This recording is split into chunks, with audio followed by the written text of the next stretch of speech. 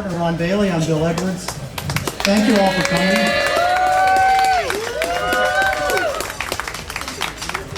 When Ron and I first walked into the LGBT Center in downtown Cleveland, we were amazingly impressed. The person we met first was Sue Dorfer. And then the two Marys. And then Cindy.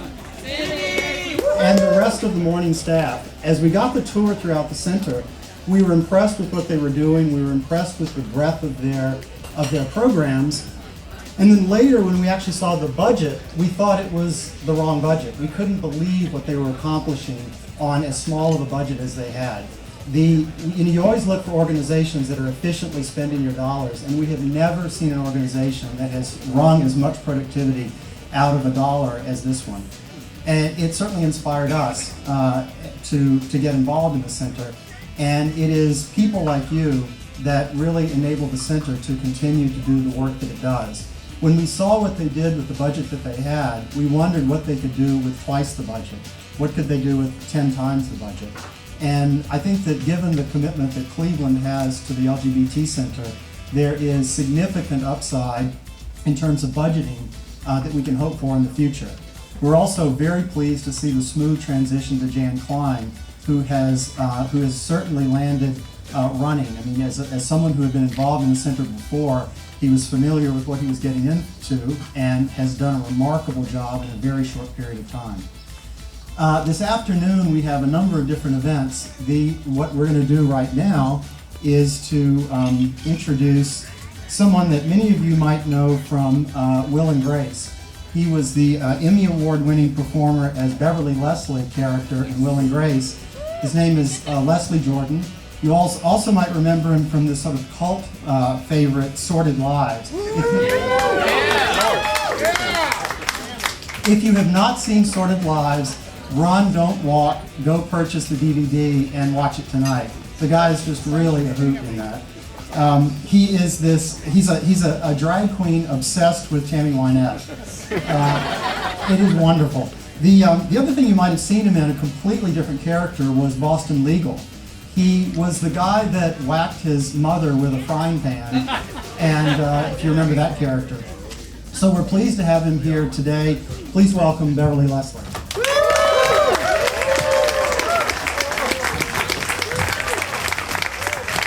Well. Karen Walker. I thought I smelled a gin and regret. For anybody that doesn't know, that's a line that I delivered from the hit series Will and Grace. And if you were fans of that show, you may have thought that the character I played, Beverly Leslie Jordan, was written for me, but nothing could be further from the truth. The part of Beverly Leslie was originally written for Miss Joan Collins. She just hates me. I take all her parts. They had written this episode where Joan Collins' character was going to steal Rosario the maid away from Megan Mullally's character, Karen Walker. And they were then going to confront each other over a billiard table in Karen Walker's mansion, and they were going to get into a big dynasty bitch fight. It was going to be a real pussy pull. Well, Joan Collins' manager read the script, and then they were going to pull each other's wigs off. I forgot about that. That's the most important thing. They were going to pull each other's wigs off. Well, Joan Collins' manager read the script and immediately went to the producers of Will and Grace and said, "You don't really expect, do you, to pull Miss Collins' wig off?" And they said, "Well, of course we do. It's going to be hilarious. It's a sitcom." And he said, "Well, it's not going to happen." So they fired her ass. Now, here's the story. My ship is about to come in. My big break, I'm about to get an audition that's going to change my life, because I did win an Emmy for that part, but I'm just tossing that out. Anyway, where am I when the call comes and I have this audition for Will and Grace? I am gambling at Whiskey Pete's, which is this cesspool of vice in a little town called State Line, Nevada, with a red-headed cowboy that I had picked up down on Santa Monica Boulevard. I have often wondered why gay men of a certain age, gay men of a certain socioeconomic upbringing, gay men of a certain artistic temperament have this affinity for street trash. But anyway, that's a whole other story that we're not going to get into today. But I'm out gambling at Whiskey Pete's with this red-headed cowboy, who, by the way, I fell in love with and moved into my home not knowing he was the spawn of Satan and Hitler's sister. And he ended up shooting me with a crossbow. But anyway, that's a whole other story. We're not going to get into that. I am gambling at Whiskey Pete's with this red-headed cowboy, and my, back then my beeper went off, and my manager said, my long-suffering manager said, Leslie, get your ass back to Hollywood. I've got an audition for you for this Will and Grace. He said, do you have that little white suit that John Ritter gave you? I did a series in 1992 called Hearts of Fire for Linda Bloodworth Thomason, it starred John Ritter and Billy Bob Thornton. Now there's a show unto itself. I've got a book, you have to go on Amazon. There's 2 chapters on Billy Bob Thornton. But anyway, so my manager said, do you have that adorable little white suit that John Ritter gave you when you were working on Will and Grace, on Hearts of Fire? And I said, yes. He said, get your ass back to Hollywood. He said, I don't know what they're looking for. They've changed. This was Joan Collins, and they got rid of her. They changed it to a man, but I don't know what they're looking for. They're seeing everybody in town put on that little white suit and go do that little southern thing you do. Okay, so I got all the way back to Hollywood, and I got my little white suit on, and I was about to run out the door, and the phone rang, and it was my mother. Now, my mother, she's a lot like that Nancy Grace that you see on CNN. Honey, when she gets revved up and she's got a story to tell, there is no stopping her. So I was about to run out the door, and I'm already late for my audition for Will and Grace. I picked up the phone, and this is exactly what my mother said. She said, Leslie, Wanda Bethune has been shot. Who? Wanda Bethune from church. She's been shot. I said, Mama, I don't know who you're talking about, and I'm late for an audition. She said, you remember Wanda? Wanda Bethune from church. I said, Mama, I have not been to that church in 30 years. She said, well, you remember Wanda. She had that little baby out of wedlock that looked like a pig. And remember, she brought it to church and put bows in its hair and little frilly socks on its feet, and you looked down at it, you didn't know what to say. Well, like I said, when she's on a roll, you can't stop her. You just got to speed it up. So I said, well, Mama, who shot her? She said, well, honey, we've been having tire slashings at the church. I didn't want to tell you about it because I knew it might upset you. I said, well, Mother, I'm so glad you did not tell me. I worried myself sick about those tire slashings at Central Baptist Church in Chattanooga, Tennessee. She said, quit being a smarty pants. Now, she said, we were having tire slashings at the church, and you know Wanda likes to have a cigarette between the morning worship service and Sunday school, and she was out there smoking, and a bunch of boys out there horsing around, looked like juvenile delinquents fresh out of reform school, and Wanda stepped up and she said, are you the boys that are slashing good Christian people's tires? Well, Leslie, they pulled out a gun and they shot her. Now, you can't, stop it. You just gotta move it along. So, oh, Mama, did it kill her? No, honey, just winged her. Well, right then I got an idea, and I think it was divinely inspired. I have no idea where this came from, but I thought, I'm late for an audition, and I got this idea. Now, unbeknownst to me or my manager, they had decided on a character for this Beverly Leslie, and this was on paper.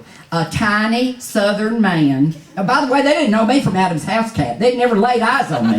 A tiny southern man in a white suit who chatters like castanets. Now listen, I didn't know this, and this is the way I walked into my Will and Grace audition. I said, y'all, I'm so sorry. I'm like, this woman in my church got shot. Y'all don't know her, Wanda Bethune. She had a little baby years ago out of wedlock, and it looked like a pig, and she'd bring it to church, and you'd hold it, little bows in it. Well, they were just like this. So finally, the head writer of Will and Grace, she goes, you're it. And that's how I got my part. Now listen, I showed up for the first day of work on Will and Grace, and I do not watch television at all. I cannot stand, I think it comes back from working in so many sitcoms over the years. And when you've been in sitcom hell as long as I have, you just that noise, what's it, the canned laughter, I just can't even, anyway, I don't watch any television. So I showed up for Will and Grace having no earthly idea what a brilliant comedian Megan Mullally is. You know which one she is, that plays brilliant comedian. So I had no earthly idea. Now, I wish I had time to go out in the audience here and talk to all of you, and I will afterwards, but I'm sure each of you have talents, you know, different things that you're good. Only one thing I do. There's only one reason that I'm on this planet. See, I steal the scene. That's my job. And I'm full of myself, and I've never had any problems with it. Well, all my friends kept telling me, Leslie, that Megan is funny. And I remember I think, well, yeah, but she ain't no Leslie Jordan. Oh, I was ready for a comeuppance. So I showed up the first day, and I had my eye on her over there. Well, you know, she's no bigger than a wore-out bar of soap. She's about like this.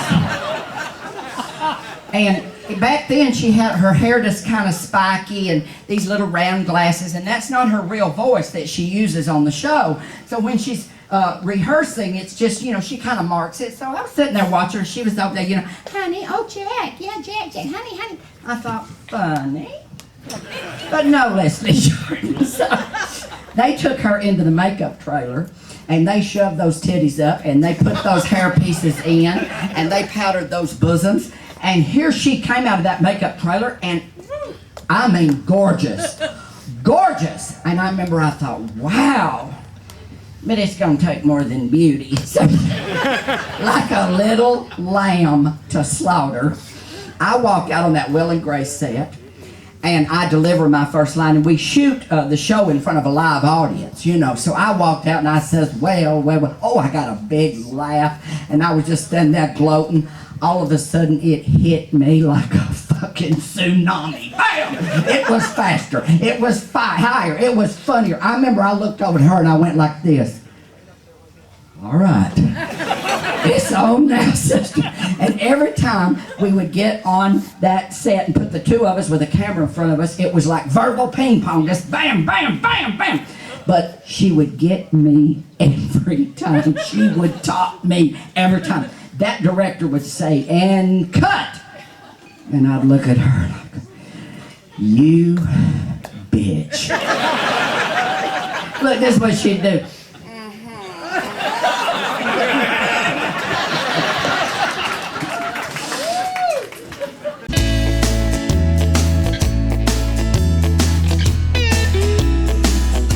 One thing that I learned in 1982 and the years after is that gay people take care of their own.